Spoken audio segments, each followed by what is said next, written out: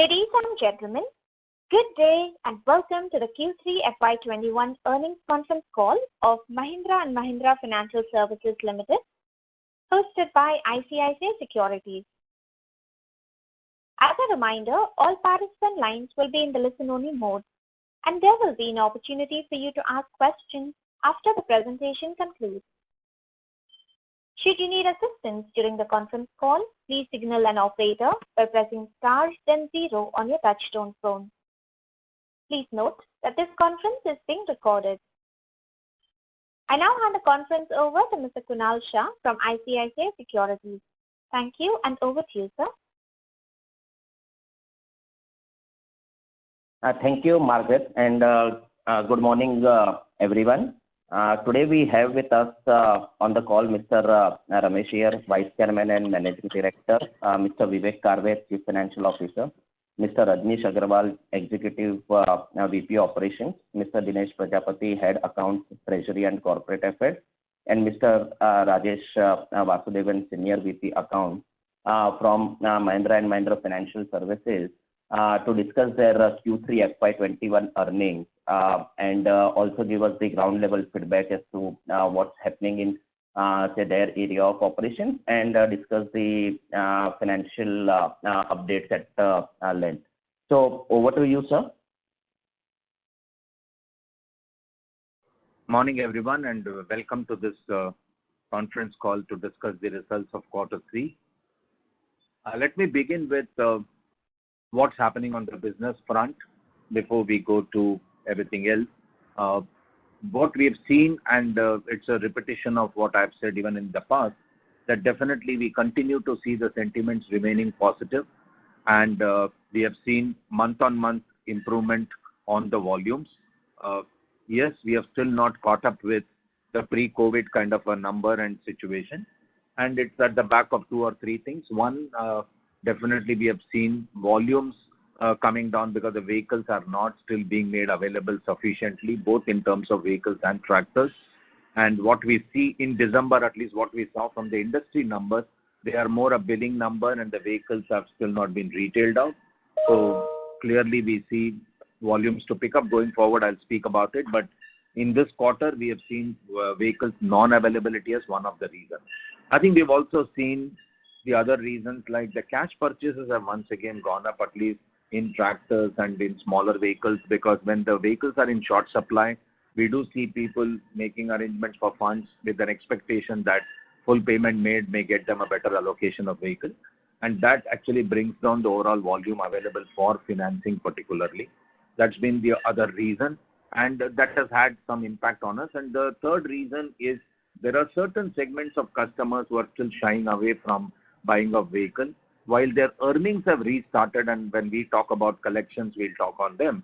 And the specific segments that we are referring to clearly are the aggregator segment, the school bus segment, the infra segment, that is people using their vehicles for infrastructure projects like mining, etc.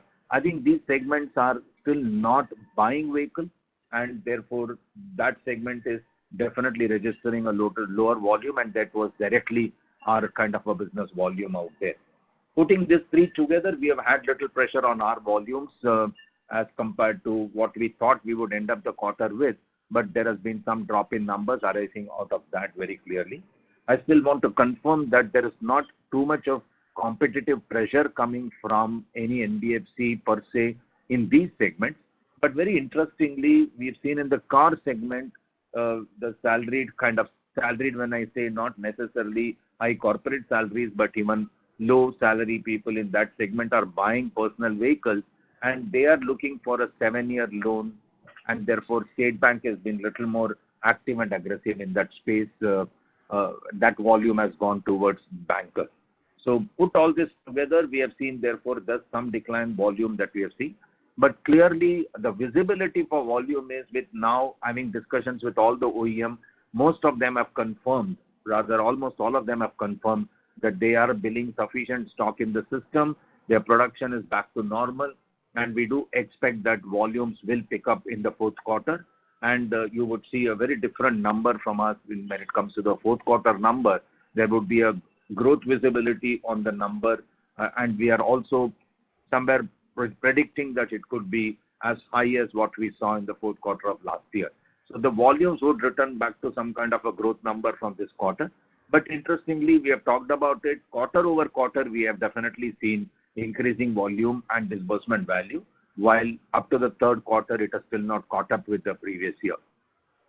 On the interest front, that is on our borrowing cost front, we very clearly are seeing that we have an advantage of funds being available and multi-source funds available, and that has helped us to definitely bring down our borrowing costs, while we still carried a large sums of money in terms of a protection fund, if you may call, as a liquidity chest, and therefore the holding costs that we have incurred for holding such large sums have been little high.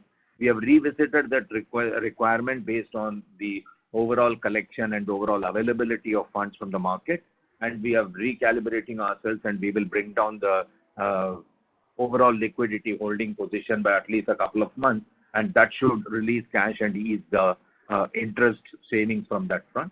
And as disbursement starts to pick up and we start consuming fund and the older funds get paid off and the new funds come in, we'll also see further improvement. So we clearly see in the following quarters the margins to improve coming from a better liquidity management as well as better mix of funds coming in as we start to consume. On the overheads front, I think we've stayed with our clear focus on looking at various line items to bring down costs. And while you will see that the overheads to the asset has substantially come down, but just to remind, as we've said in the past, as overall volumes pick up and the activity level starts to go up, this will start moving a little up, but we do expect that we will settle down somewhere at 2.4, 2.5 type levels, which would mean a saving of 50, 60 basis points over the past.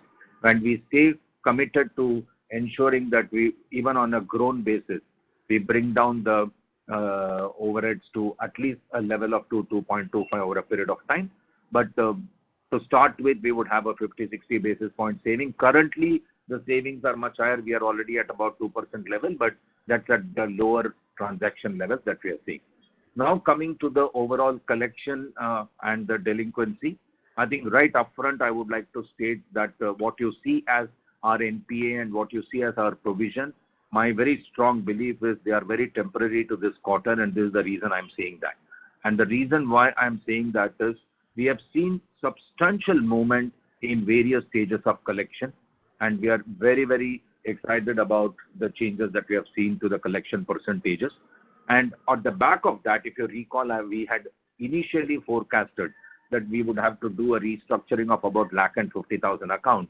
And when we closed the third quarter, we have virtually done no restructuring of account at all. And why haven't we done the restructuring? It's not that it's our decision not to do. It's ultimately the customer decision whether they want it or otherwise. So we reached out to all this 150,000 customers across geography in various states, and we try to understand what really is happening on the ground when it comes to their earnings. And very important and interestingly, most of the customers have serviced loans during this 3 months, and they feel that taking a restructuring and paying an interest for a longer period will be an unnecessary burden on them. We have definitely recognized the fact and the sentiments. We have also re-verified these facts on an overall basis through the month and through the quarter with our branch teams.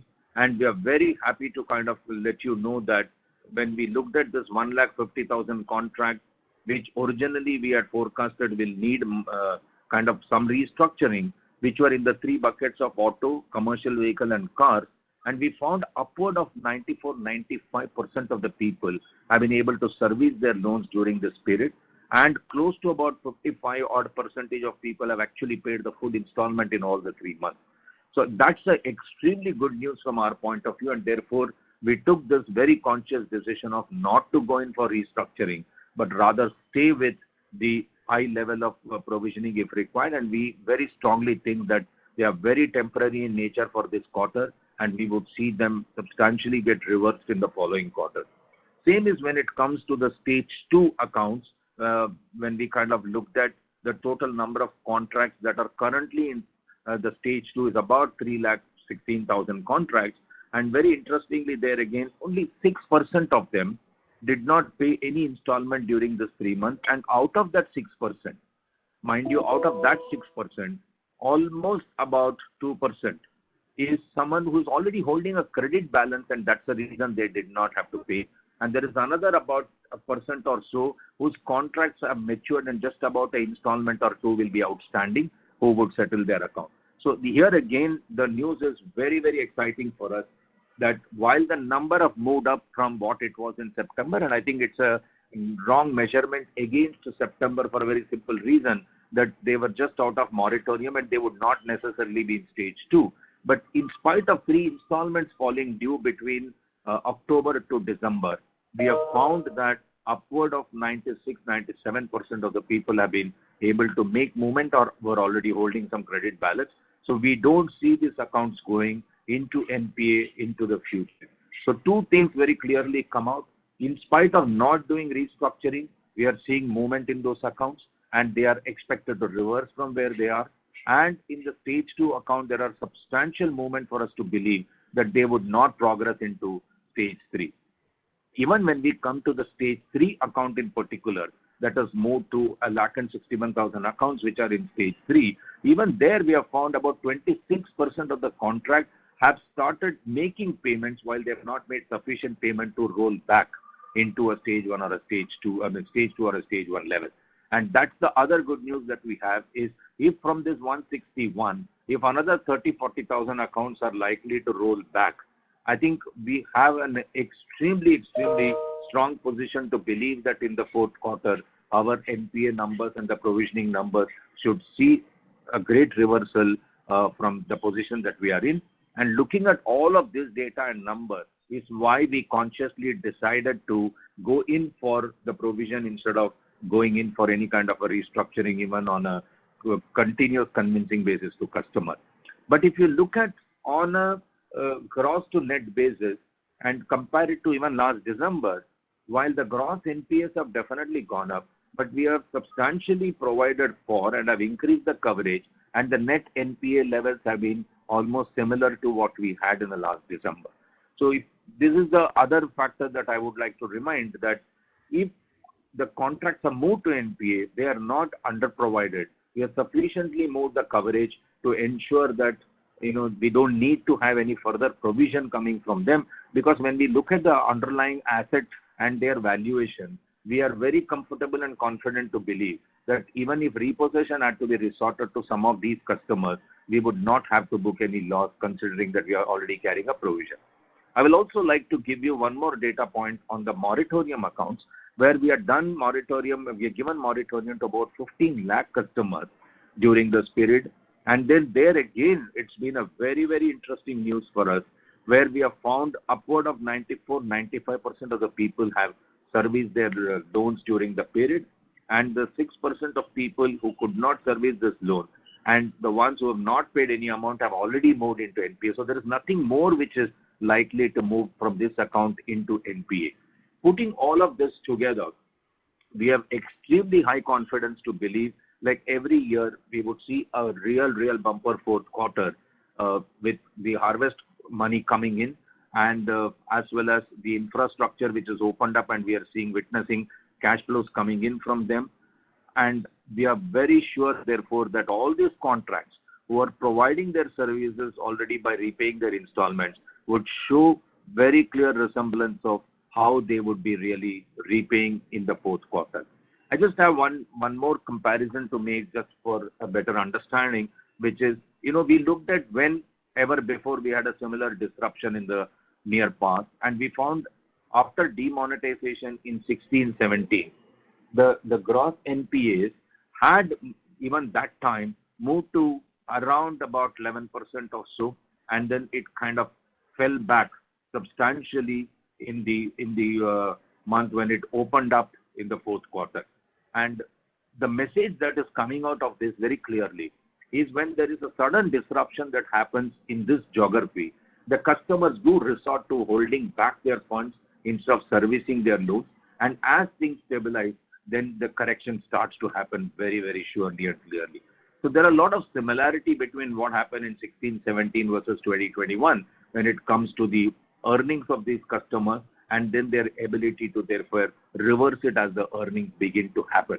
Even when we look at the 3-4 segments that we were talking of in the past, which are under pressure, which is the taxi aggregator segment, the school bus segment, the mining kind of a goods carrying segment, as well as the people carrying segment. And very interestingly, we have found that the contracts which are in stage 2 of these segments have also registered a very high percentage of collection during that period. All of them, about 90 or 94, 95% of the people have been able to service their loan during that period. But yes, not all of them have not paid all 3 installments. Upward of 50% of them would have paid 3 installments, but definitely they have started repaying. We also looked at October, November, December as 3 independent months and looked at how is the overall collection behavior has been. And we found that while in October we had a collection efficiency of about 84%, moving up to 87-88%, in December it has gone to as high as 97%. So there are enough indications to believe how things have stabilized during this quarter, and putting all this together gives us sufficient confidence that we would be able to see correction to these numbers in the fourth quarter and not waiting too long, as well as we would start seeing the benefits of the volumes kicking in, including the pre-owned vehicle, because we would, and like us, maybe other NBFCs will also resort to repossessions, which was not an action so far. And we will very, very surely know for a fact that the pre-owned vehicle segment will also start to pick up during this period as the vehicles start becoming available very, very immediately from this particular quarter. Just on the stage 2, when I was kind of narrating about the 6% of the contract who have kind of not been able to service the loan during this period of the 3 lakh odd people, which means around 20,000 accounts, 50% of the 20,000 accounts are in tractors whose money would come in this quarter. Because the yields are out, the support price has been announced, but in certain states the cash flow didn't come through, like in MP, etc. And it has already started coming as we speak, even in January. And you would find that if 50% of them are in tractors, you will clearly see them get corrected during this quarter. I think for us, while definitely we went through this pressure in this quarter, but I think we were very conscious of the pressure that we are going through. Having looked at all this data, having interacted with customers at large in every state, having taken inputs from our branches, and having understood how the overall earning potentials are beginning to happen, I think we have taken this decision to stay with this pressure for this quarter so that we could once for all really stabilize better. And I want to confirm that this kind of cyclic impact that we were going through, we somehow believe that now in every line item we have taken sufficient corrective action for us to feel confident that the model is pretty well stabilizing towards the returns that we were looking for. If you look at each line item, the action that we have taken, I think we are getting ready to clearly move towards a growth orientation as well as an ROA levels that we were always wanting to achieve. Our own internal directions are how do we bring down in this quarter with all these cash flows and the behavior of the customer that we have seen, bring down the gross NPL level to anywhere between 6 and 7%. And we will for sure maintaining this high provision levels will go to sub 4% is what the whole the attempt is and the whole direction is. And with the saving from margin as with the borrowing cost as well as saving from the overheads, with the growth coming back, I think we are all ready for embarking on this stable growth journey that we were talking of. I think I would stop there and then maybe invite questions from you, and then we'll take them as they come along. Thank you. Thank you very much for joining this call. Thank you, sir. Should we open the floor for Q&A now? Sure. Thank you very much. We will now begin the question and answer session. Anyone who wishes to ask a question may press star and 1 on the touchtone telephone. If you wish to remove yourself from the question queue, you may press star and 2. Participants are requested to use handsets while asking a question. Anyone who would like to ask a question, please press star and 1 at this time. Ladies and gentlemen, we will wait for a moment while the question queue assembles.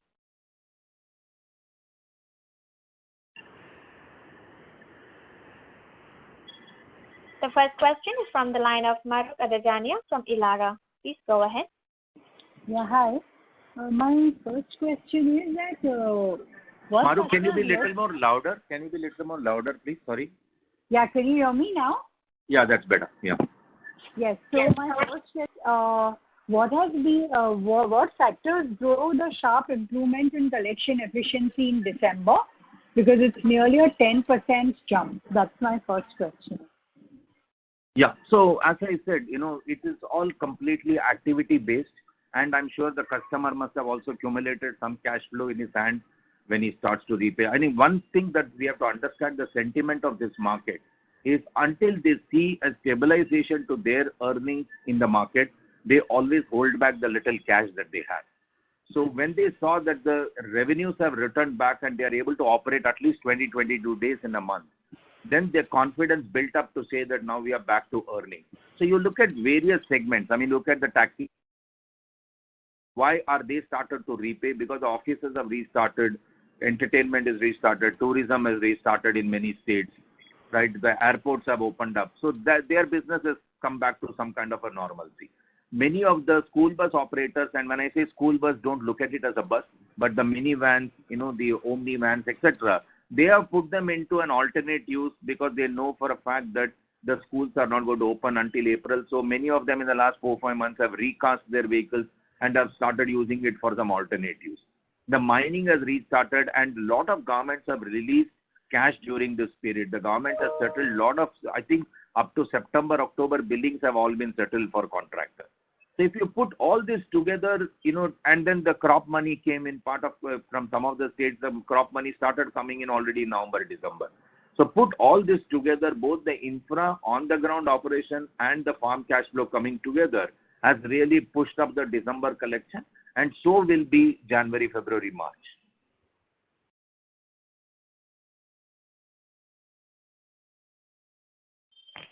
Thank you. We lost our line, so we'll move to the next question. The next question is from the line of Udit Kariwala from Ambit Capital. Please go ahead. Thank you, sir. My question is, what went wrong with the guidance of last quarter? Because last quarter also you were very confident that there'll be no spike in NPA. While I agree that you've not taken restructuring, but did you envisage such large amount that it could flow through? That's first. Second, if I understood right, you said that a lot of 1.5 lakh accounts where you asked customers for restructuring, but they have not availed. So does this impact their credit score, and what happens? Because what we hear is that the businesses are reviving. So logically, customers would have availed, is what we are hearing. So your thoughts around these two things? Yeah. So when we kind of said the NPA won't spike, it was definitely on the basis that if 150,000 contract, that is the kind of customers who are under pressure, if they were to be given a restructuring, then you look at our NPA numbers would have been 2-3% less in terms of gross NPA if the entire 150,000 guys would have opted.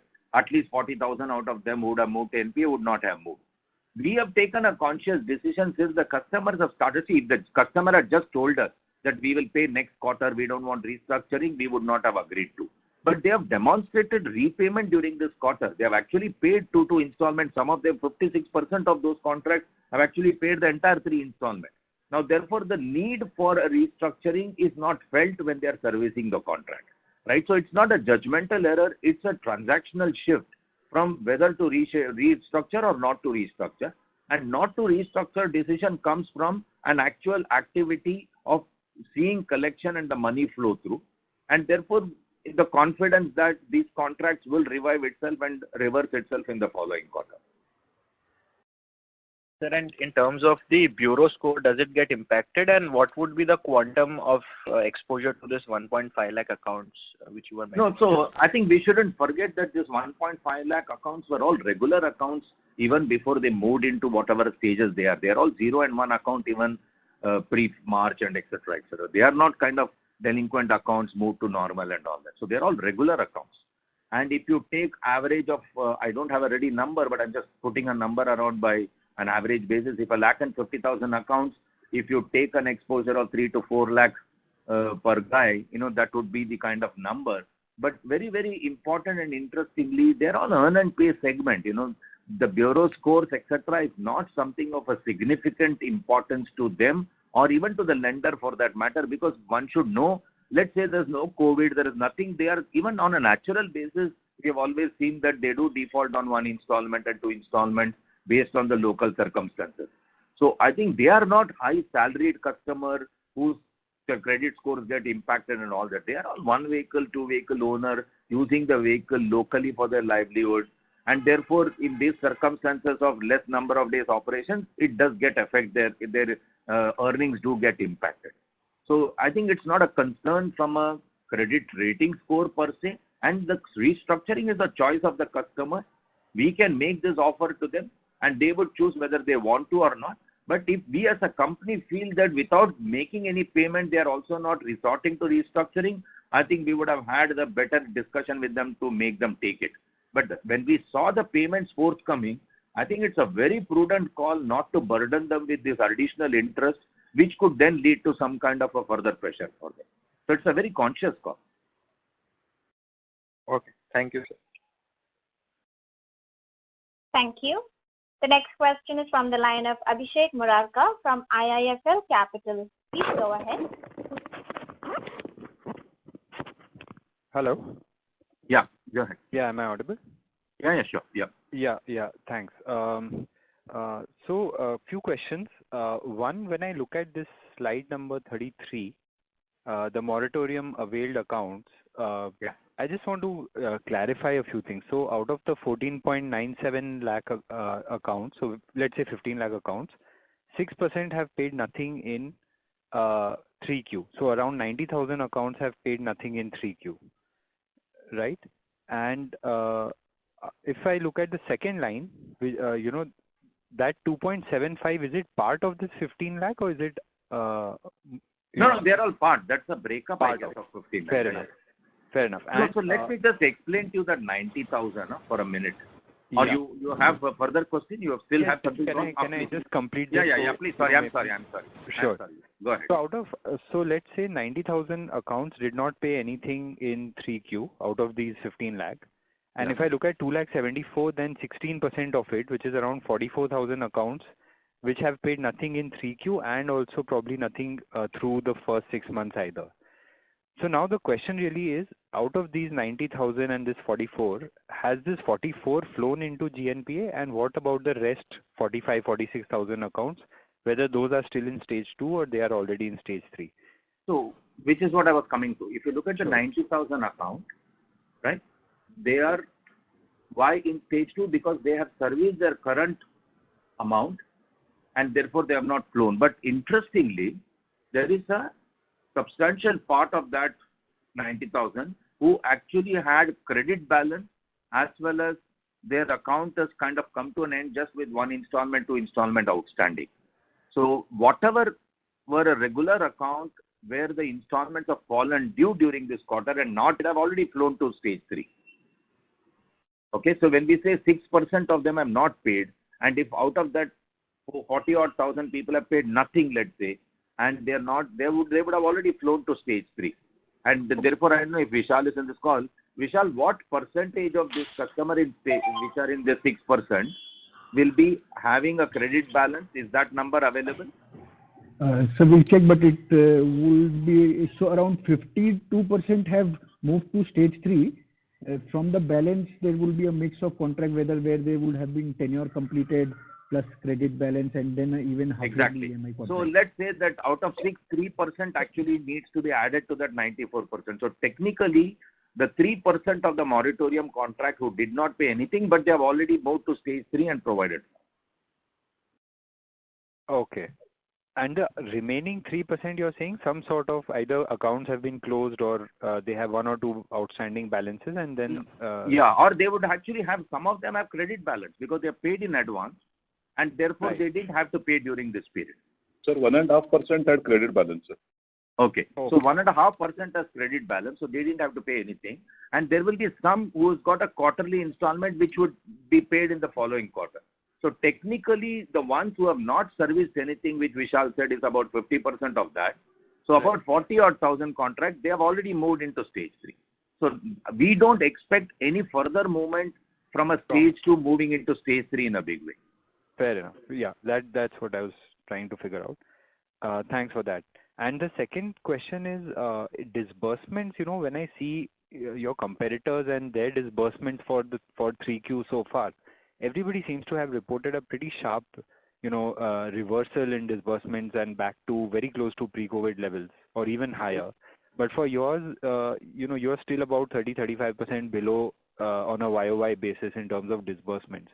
So what really made you, let's say, go slow in the quarter, or is it a function of lending only to M&M vehicles and therefore losing out some market share? What's really happened in the quarter? No. So let me first clarify. We don't lend only to M&M. If you look at our disbursement mix, 50% comes from M&M, 45% and balance comes from non-M&M. Okay. Now, definitely in M&M volumes, we had a pressure because they couldn't supply vehicle, and therefore we suffered little more than anyone else would have suffered. Second is, it's also important to understand the product mix of others versus ours and the geography in which they are operating. I'm not too sure that people who are exactly in the same segment and similar product have had a much higher registered growth or whatever, and over what base is the growth happening also. So if you look at the only segment from where we have really gone little slow, which is our conscious decision to go slow, was in the non-Mahindra tractor segment, and which I explained even last time, because we were very strongly present in states like Bihar, UP, etc. And there were some pressures that we witnessed post-election in this geography, and we resorted to go a little slow. And the second reason is percentage of cash purchase in these tractors have definitely gone up. And when the cash purchase goes up, the available volume for financing comes down. And if you are not a significant player, one could end up with not getting the best of customers. So to some extent, we have resorted to go slow on that product. That's an internal conscious decision. I'm not too sure to claim that that's a very right decision. But based on what we saw, what we heard, what we understood, we took the decision. That may get corrected over a period of time for sure. As otherwise, we have not seen a very sharp decline to a market share or a loss of volume as compared to what everyone else has done. And I'm honestly not exposed to everyone's number. But if you kind of slice it by product, you will find that that's not the right story to compare, in the sense of we have not lost substantially for someone else to have gained substantially. But yes, in certain product lines, it could have happened, like if somebody is very strong in second-hand commercial vehicle, right? The demand for that product would have been higher, but we don't have that product as our financing product. So therefore, there must be some decline that's happening. If somebody is in a fleet operator financing, we are not financing fleet operator, truck operator, and they were the ones who bought during this time, somebody would have registered a growth there. But if you were to look at Mahindra UV, tractors, car segment, and pre-owned vehicle other than commercial vehicle segment, I think we've got a decent size of the market that was available to be financed, and which is why I said right in my beginning commentary that when the vehicle becomes not available to this market, you would see our number looking very different from the following quarter. Sure. And just lastly, if I look at slide 34, the table on cumulative COVID-19 management overlay, so in December, have you used up some of the provisions that you had made? The balance is down from 1484 to... Technically, somebody can explain, but my understanding is... I can come in here, if that's okay. Just 1 minute, Vivek. Just 1 minute. I think my simple understanding is that, the stage 2 provision, is, if you're looking at the table, is what would have come down from 279 crores to 17 crores or whatever. And that particular number changes because now contracts have come into stage 2 and would have taken a natural provision course. So that's my understanding. Vivek, go ahead and explain what technically the whole thing is. Yeah, so I think you have explained the bulk of it. The other reason is some of the overlays that we were carrying in stage 1 have now got recharacterized as the normal provision. So just to summarize, most of the almost 100% of the overlay provision as on 31st of December would be towards stage 3. Okay, so out of the 1400 crores that you provided this quarter, how does that break up into specific and management overlay? Can you give a breakup? Yeah, we can provide that breakup to you. But this entire thing is overlay only, right? 1484 crores. Yeah, 1400 is entirely overlay. Overlay only. Everything is overlay only. Okay. That's not the entire provision. This is overlay provision. So Abhishek, are you asking for the charge to P&L this quarter, or you are? Charge to P&L, yes, charge to P&L. Yeah, that is all normal. Acha, okay. Yeah. So that will be all normal provision along with the charge on account of termination losses, bad debts, as well as repo losses. So that 1387 number that you see on the P&L is the total charge for the quarter. And that is all towards specific accounts. Yeah. Okay. You're Okay. Right. Right. Got it. Thank you. Yeah. Those are my questions. Thanks and all the best. Thank you. Thank you. The next question is from the line of Sandeep Jain from Aditya Birla Capital. Please go ahead. Yeah. Hi, sir. Thanks for taking my question. Have you done any write-off in this quarter? And if yes, what is the amount of the write-off? So, hi, Sandeep, Vivek here. We have done about 300 crore of write-off in the quarter. Okay. So 300 crores of write-off you have done in this quarter. So if I can understand, 1400 crores you have provided in the PL charge, and if I can understand that 500 crores is overlay is getting down, right? In the 1400 crores, 300 crores is the because of the write-off. Is that understanding is right? Yeah, you can say that. We can give you some specific numbers, but broadly, yes. Yeah, broadly, yes. Okay, so remaining is 1100. Now the question is, when we are so much of the confident that the quarter 4 would be good in terms of overall collection and many of the things will come back, right? So and as Mr. Iyer has also said that the management is thinking to moving on to the ROA trajectory and is stable in terms of asset quality and all. So why, if we are so confident, we could have taken a more management overlay and kind of then in the quarter 4 if we come across in terms of more collection and then it can be get back. So what is the thought behind there to keep that COVID-related provision here? Because we have created war chest because of this only, right? So what is the overall management thought here, not to utilize and remaining 1,000 crore in overlay and not to utilize that? See, what we have seen as collection efficiency, as well as what we have seen as each contractor serving the customer serving their installment, I don't think it is prudent for us to get extremely aggressive and say reverse everything and kind of, have nothing left out there. We shouldn't forget that we are still, facing situations. Suddenly something could emerge and then we run around, oh, should we now make another provision? So you will see this getting corrected in this quarter if we see collection efficiencies hold up the way we saw in the December month, and January we are already witnessing it to some extent. And you will see a natural correction happening. So we didn't feel the need and hurry to kind of do everything into one quarter. We already taken one conscious decision of not adhering to the restructuring requirement of customers, right? And therefore we are living with the judgment of the collection and the judgment of his ability to earn to pay. Now we will look at it in the fourth quarter and we see similar trends, and which we very strongly believe, and we have every reason to believe it's going that way. You would see the benefit of it flowing in. So we just took a conscious decision of not wanting to do any quarter. Okay. And in the longer term, if we see some kind of consistency in the performance, what kind of war chest or what kind of provision we would like to keep in the book?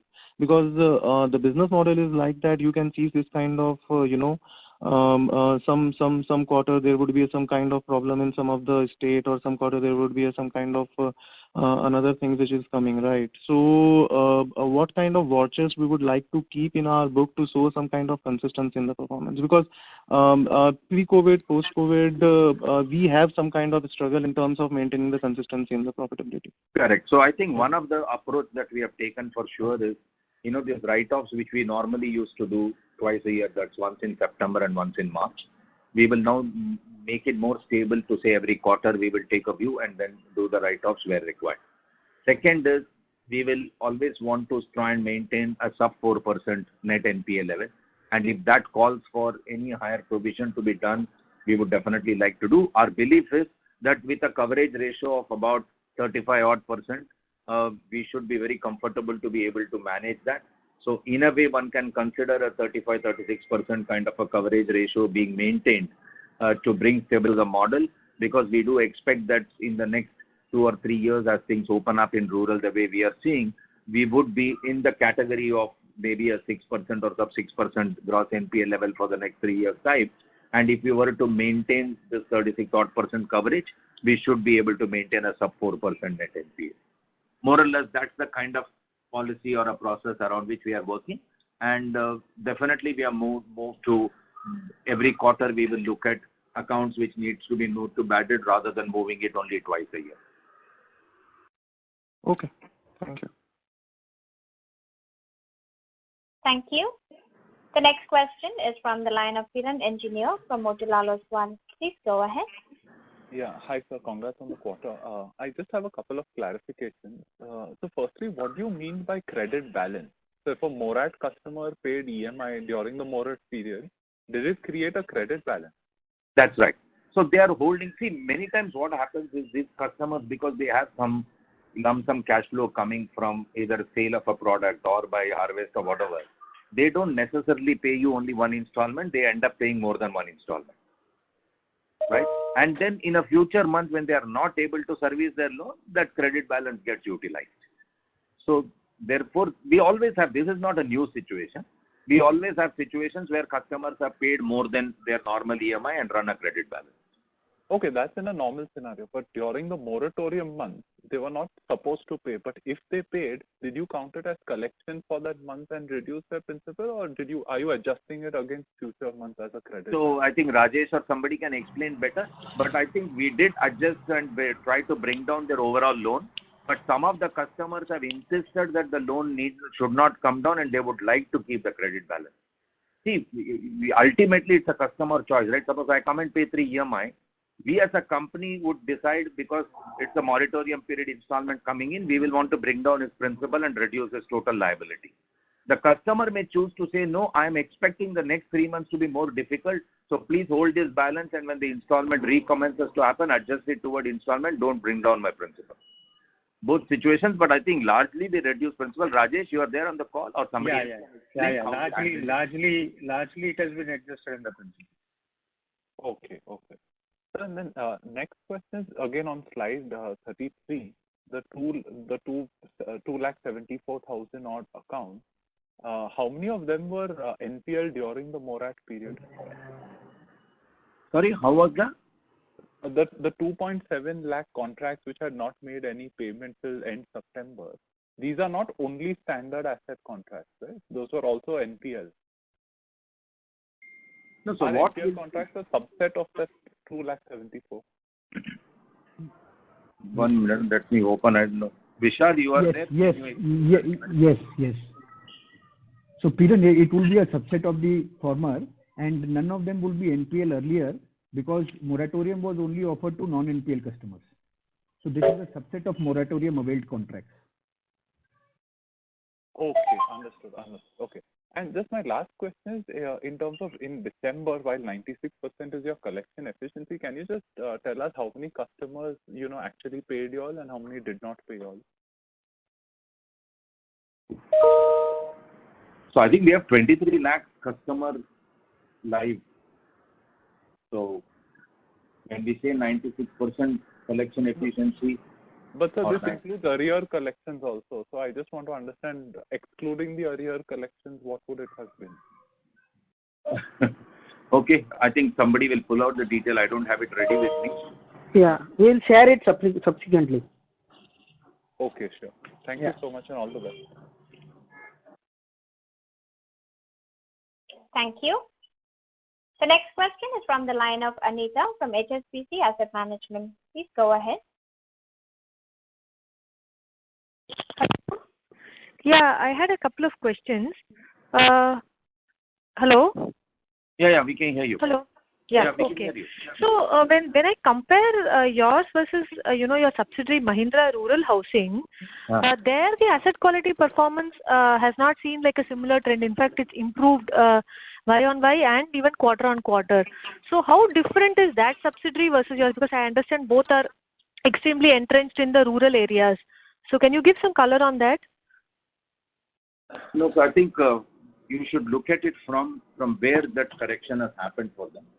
Largely, their NPA numbers were very high in the state of Maharashtra, and we have seen improvement in collection that's happened because of the agri cash flow coming in.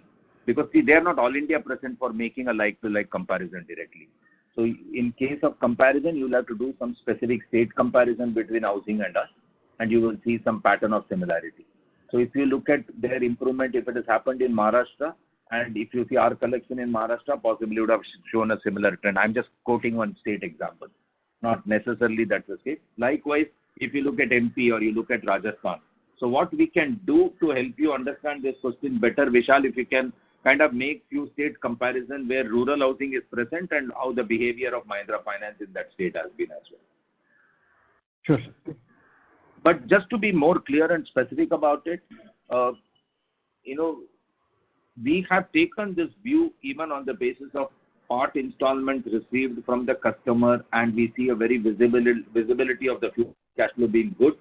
We have not touched and done any restructuring of these customers. And in rural housing cases, it is quite possible their installment could have been quarterly, whereas we have a monthly installment. So somebody would have paid them one installment would be out from a collection, whereas in our case, they have to pay 3 installments to be out. So while the geography is same, the overall structure, the overall program, everything is very different. So it may be little necessary to go deeper rather than just make an absolute comparison. Okay. Yeah. Thanks. And then just a couple of more questions. Like, what is driving the good reduction in OPEX for you? If I do a YOY comparison again, because both on the employee front and the other expenses it's come down, and in an environment where things are pretty collection heavy and follow up you need to do, what is driving the reduction in OPEX there? So one is, we have been explaining this several times. We have looked at every line item and we have recast ourselves. Like, for example, some of our regional offices, which were kind of cost center and not really contributing, and with the use of better technology and use of one office to serve more branches, we have been able to bring down the number of regional offices. So that's a direct reduction to the cost one can see. Similarly, we have looked at the security services that was being provided across the country for all our branches. They have been relooked in the sense of, is there a need to have that kind of a security services now with various other alternate methods of money transfer into the bank, etc. happening, not so much cash left in the bank branches. And therefore, that's the other area which has been looked at, and there's been a reduction that has happened. Similarly, on the people front, given the current scenario of what's happening in the marketplace, I think all of us are aligned to a variable structure rather than a fixed structure for certain percentage of compensation for even the field people. And therefore, based on the performance levels, that cost has definitely come down. Likewise, every item has been looked at, whether it's courier charges, whether it's telephone expenses and traveling expenses. But please be mindful of the fact that what you see as total reduction is not necessarily the reduction all time, because of the transaction levels being low, traveling being less. Definitely those costs will in some form come back when things open up. But undoubtedly, from a 3% plus to a 2% level, we have some inch back to maybe a 2.4 level. But it's a conscious decision to look at every line item and recast that expense and to stay at that low level. Okay, thank you. Just one final line item or just a question. What will be your undrawn lines in addition to the cash liquidity which you have on the balance sheet? It's approximates around 1,500 crore. 1,500 crores. Okay. Thank you very much. Thank you. The next question from the line of Karthik Chellappa from Vina Vista Fund Management. Please go ahead. Yeah, thank you for the opportunity, sir. My first question is, would you be able to share the PD and the LGD for stage 1 and stage 2 that you're working with from an assumptions point of view? Meaning as a percentage? What is the question when you say assumption? Yes, as a percentage. So, for example, if it's stage 2 asset, what percentage do you expect to fall into like PD, and then what LGD are you assuming on that? We'll share it with you offline. Okay. The context in which I asked this question is compared to September, there has been actually a sharp drop in your coverage ratio for stage 2 assets from about 90% to close to 13%. And you've also used maximum the COVID overlay from stage 2. So how do you gauge the sufficiency of this 13% coverage ratio for stage 2 assets? That's what I was getting at. Okay. So should I answer that? Yeah, go ahead, please. Yeah. So if you recollect, in September, there were a few contracts in stage 2, which we had assessed on a case-by-case basis, and we had created an overlay provision on those, thinking that these are the assets that may worsen and become stage 3 in the third quarter.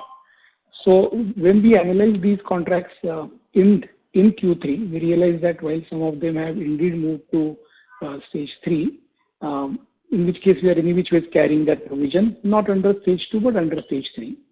But quite a few of those contracts have continued to remain stable as stage 2 and have actually improved from stage 2 to stage 1. So as a result, either the provision has got now recharacterized as stage 3 or the provision is no more required. That is the reason you see that reduction in the coverage percentage for stage 2 from Q2 to Q3. To add to it, Vivek, there were also a Supreme Court basis decision.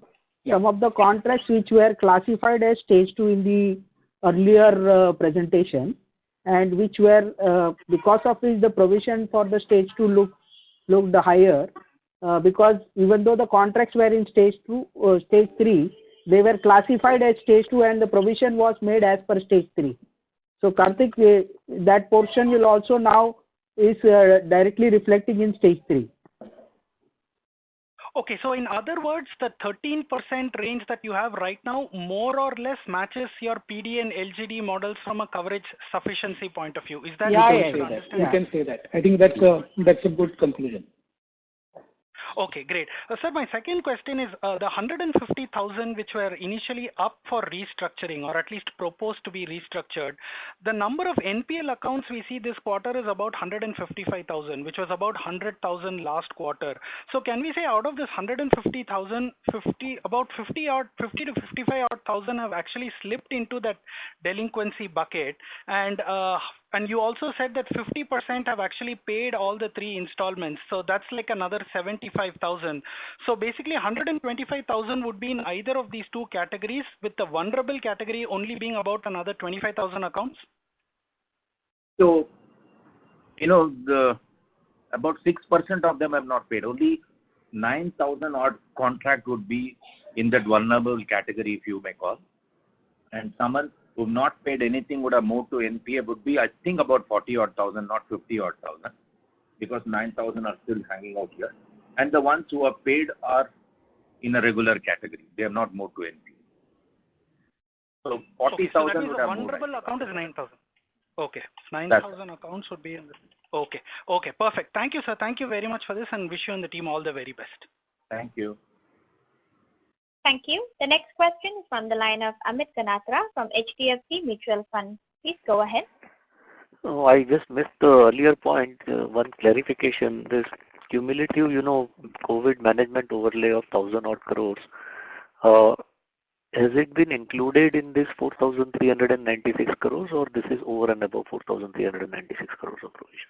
No, it is included. So 4,396 includes 1,064 already. Yeah. So overlay is just a slice of the overall total provision. Okay. Understood. Thank you. That's it. Thank you. The next question is from the line of Roshan Chutke from ICICI Prudential AMC. Please go ahead. Yeah, thanks for taking my question. Sir, what is the stage 2 asset number, the 14% number looking like as of yesterday, if you can share that number? Stage 2 what? Stage 2 assets proportion, which is 14% as of 31st December. What is that number looking like as of yesterday or sometime this week, if you have that number with you? Sorry to interrupt. Mr. Chutke, may I request you to speak on the handset mode, sir? Your voice is not very clear. Is it clear now? I think you are on speaker. If you can come on the handset mode, it will be more clearer. No, I have understood his question. However, this data is an unpublished data, so to that extent, we may not be able to quote.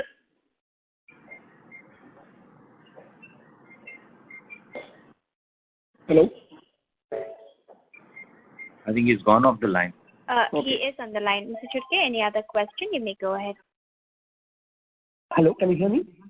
Yes. Okay. Sir, if you can just help me understand what the number 14% looks like. No, that is what I replied. It's an unpublished data because it's a data in the month of January. So we may not be able to answer your question. Okay. All right. Okay. Thank you so much. That's all from my side. Thank you. Thank you. The next question is from the line of Naishi from Acko General Insurance. Please go ahead. Naishi from Acko General Insurance, your line is in the talk mode. Please go ahead with your question. Just a second. Yeah, so my question is that how much % of the book would be secured? When you say secured, meaning I think all the loans are with a vehicle or a tractor or whatever. All right, even the rural loans or the SME loans? Yeah. We don't have any, kind of unsecured lending, large lending. Maybe few hundreds here and there could be there. But if you look at the overall book, it's all completely secured loan with an underlying collateral. All right, sir. And I think that's all. My previous questions have been answered. Thank you so much. Thank you. The next question is from the line of Nishant Shah from Macquarie. Please go ahead. Yeah. Hi, sir. A couple of questions from me. First of all, could you just help me understand which are the portfolios where you would have, say, quarterly installments instead of monthly installments? So is it primarily only in the tractor segment or are there others? Mostly tractor. I don't know if Shantanu or somebody's on the call or Rajneesh. Maybe trucks, maybe very few, but largely in tractor.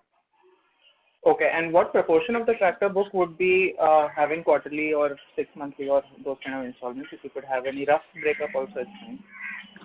Don't hold me to that number, but I would imagine that both the quarterly and half yearly together should be somewhere around 45-50% type levels. Kamath, you're on the call? Kamath is on the call? Sir, you are right. It is around that number. 45 to 50% is quarterly and half yearly. And some part of our car customers who are actually farmers, they are also in quarterly and half yearly, but they are a very small percentage of the car that portfolio. will be few hundred. That will be very negligible as a percentage. Yeah, okay. Be very fair. And just second question on just the tractor segment itself, like in proportion of disbursements I'm seeing is like within our overall disbursement mix, it's coming off quite materially. So like tractor industry as overall has been doing quite well. Like the industry has only seen tailwind. Could you explain, apart from like some supply related constraints which you've articulated, like what other things are there? Are we losing any market share? Are other OEMs just gaining a lot of market share and therefore that's what's reflecting? How do you think about the asset quality in tractors as well as the growth in tractors? So I think our overall tractor had three elements. One is Mahindra tractor, Mahindra and Swaraj brand together.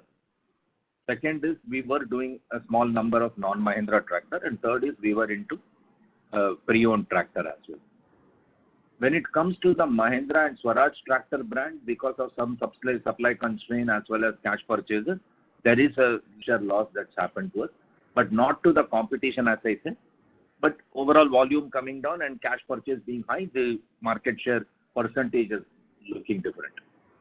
So far as non-Mahindra is concerned, that we were doing about 2,000-3,000 tractors, and I've been explaining this quite a sum. And it was spread across, and we have chosen to be a little slow in certain geographies that we were present because of, when your volumes are less and you're not a significant market share, and if cash purchases are high, we always have the fear that are we getting the best. So therefore, we did to take this view, and I'm not saying that this is a great strategic view and we are right to do that. Somebody else may think very differently about it. But that's our internal view, and we kind of re-looked at that number, and we've kind of lost that number for sure in the last 2-3 months that we have not been in that space. So far as the pre-owned tractor business is concerned, I think we are not finding people coming and exchanging tractors to buy new tractors. People are wanting to use their tractor for a little longer than otherwise. Plus, as you know, everyone resorted to low repossessions. Even availability of second-hand tractors and vehicles for financing has gone down. And the three together is really causing the drop in the number for us. As we speak, as I told you, the OEMs at least are very confident that the supply would get restated and therefore volumes will go up and you would see a increase in volume and market share for us from the Mahindra and Swaraj brands. We do believe that in some of the markets where things have stabilized, will we kind of get back to some numbers of non-Mahindra? Too premature, but definitely that is the next correction that could happen. But more importantly, the pre-owned tractors availability will start to improve because we now see as the infra opens up. That's the time the exchange number starts to go up because it's the contracting segment who normally come for exchange programs. And as I've been saying, the infra is opening up in many of the states and you'll see that volume coming back. And then that's where the new number will start to happen for us and which is where the confidence of growth for us comes from. Fair. And just a quick comment if you can have on the existing customers' asset quality in the tractor segment. As far as I remember, like those were the customers who took the least amount of moratorium. And given like the strength in the rural economy, is it a fair assumption that is probably your best performing portfolio, or do you see? Yes. In fact, always we have seen, and it's historic. If the harvest is good, you will see tractor portfolio performance in the third and fourth quarter substantially improves, and and in the first and second quarter they normally build up. So clearly we see the tractor performance would be something which will be one of our good performing portfolio as we speak. Perfect. Yes, that's it from me. Thank you. Thank you. The next question is from the line of Radhika from Mirae Asset. Please go ahead. Yeah, hi, good afternoon. Hello. Sorry, we are missing you. Sorry. Yeah. So just wanted to get to the number on pro forma GNP, if you can give me. Number on what you said? 4 months GNP. Pro forma GNP as a percentage. It is 9.9% gross GNP. Is that the pro forma GNP or the actual GNP? Both are same for us. Both are same for the NBFC. Okay, both are same for you. And also, if you could just give a little color on the stage 2 assets current, which was at 50,000 last quarter to 93,000 this quarter, and similarly for stage 3. Ma'am, sorry, we didn't understand your question, and the data that you're asking for would be there in the analyst presentation. Yeah, so I'm just asking that if you can give me a little color on the increment, the reason why it has increased over the quarter. Which one increased stage over the two quarter? And stage 3 assets. No, so, as we've been explaining, very clearly the customers who have come out of moratorium post-August and, the rural cash flow is just about picking up and they were not able to service all the installments that fell due during this quarter. Right? And therefore, they have moved to the respective stages that they have. Suppose they were 1 EMI outstanding, and if 3 installments are fallen due during this period, if they have paid just 2, they would stay in the stage 2. If they have paid all 3, they would stay in stage 2. If they have paid nothing, they have paid just 2 out of 3, they would move to stage 3. So it's purely arising out of how many installments have they serviced, and which is why I said we are seeing 94% of the customers are able to make repayments but not all the installment, and therefore we have gone by their sentiments and not done the restructuring and left them at the stages that they are. From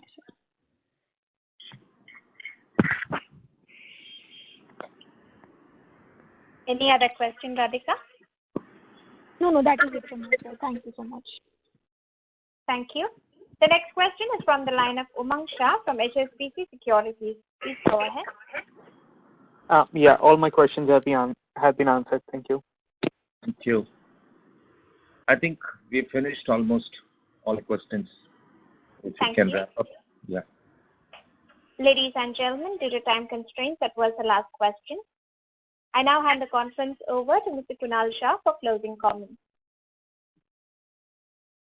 Yeah, thank you everyone, and thanks a lot the entire senior management team of Mahindra and Mahindra Financial Services to share their insights and perspective. This was extremely helpful. Thanks and all the best for the future quarters. Have a good day. Thank you, Kunal, for hosting us today. Thanks a lot. Thank you very much. Thank you. Thank you. Thank you, Kunal. Thank you. Thank you. Thank you. On behalf of ICICI Securities, that concludes this conference. Thank you for joining us, and you may now disconnect your line.